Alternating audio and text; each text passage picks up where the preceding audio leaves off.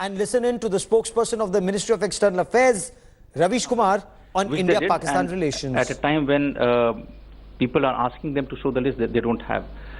As far as the statements by Turkey and Malaysia are concerned, you see, for Turkey, I can say that we are friendly countries, and therefore we deeply regret that since the 6th of August, there have been repeated statements by the Turkish government, from their foreign ministry, on a matter which is completely internal to India. These statements are factually incorrect, biased, and unwarranted. We call upon the government of Turkey to get a proper understanding of the situation on the ground before they make any further statements on this issue.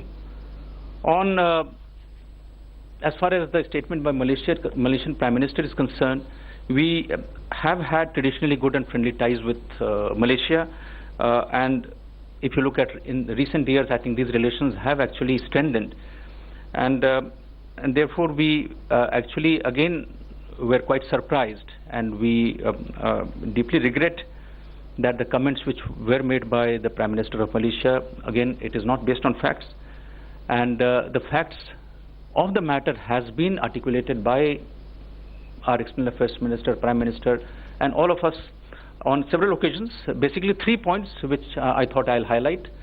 The first is the state of Jammu and Kashmir. They signed the instrument of accession like all other princely states which existed at that point of time. Number 2, Pakistan invaded and illegally occupied parts of Jammu and Kashmir, a fact which has been recognized by the United Nations and international community. And third, that the current development in Jammu and Kashmir and Ladakh is a purely internal matter of India and does not involve any third country. The government of Malaysia should bear in mind the friendly relations between our two countries and desist from making such remarks. Sir, any update on political clearance to Arvind Kejriwal because his visit 12? Look, normally I do not answer any query specific to political clearance, and if you understand how the whole thing functions, we get hundreds of political clearances and requests every month, from ministers, from secretaries, from bureaucrats. I can just explain to you how the process functions. You see, a decision is taken it is based on multiple inputs. Some of the inputs we get from the mission, and it takes into account the nature of the event where the person is going to participate. It takes into account the level of participation from other countries, and also the kind of invitation which has been extended. And why do we do all this? It is very simple that if there is an event taking place abroad where a certain individual has been invited and you have representation from other countries which is at a very lower level, in that case we do advise the person concerned that, look, this event is not fit to be attended by a minister. This does not warrant the presence of a minister. Now, this is the process which is involved. So beyond this, I really don't want to make any specific comment on individual political clearance. The overall objective is to ensure that the prestige of the country is not compromised.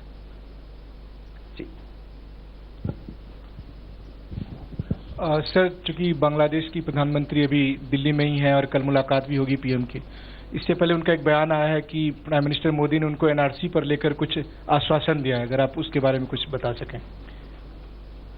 इस पर और कोई सवाल है जी? Akhilesh ji. Just simple that what is the agenda of talks and what are the 3 projects that both prime ministers are going to inaugurate? Srinjoy. He's also said that the price of onions is proving to be a problem in Bangladesh because of what India has done, stopping exports. Sandeep and yeah, going to be done for Bangladesh. Sandeep. So the Bangladesh Foreign Minister statement, pre-departure statement, had expressed concern over the killings on the border by the BSF. So this seems to be an old thing that is now coming back after 5-6 years. Thank you. Sridhar.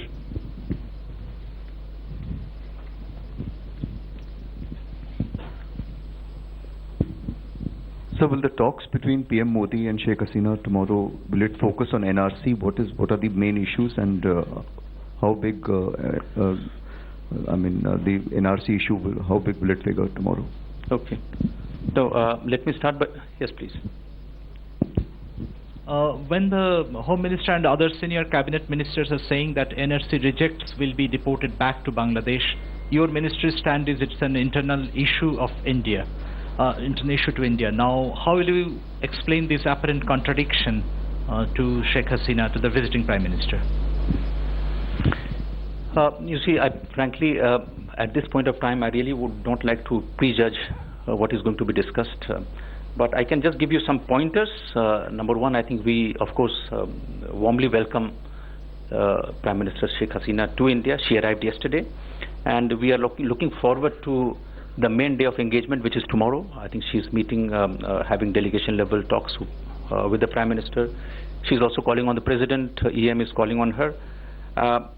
We expect that around 6 to 7 documents will be signed in the fields of transport, connectivity, capacity building and culture. We will be, the two leaders will jointly inaugurate 3 projects. I will not share which projects. Thanks for watching the video. For more such news and updates, please like, share and subscribe to India Today. Also check out our other great videos from our channel. We know you will love to.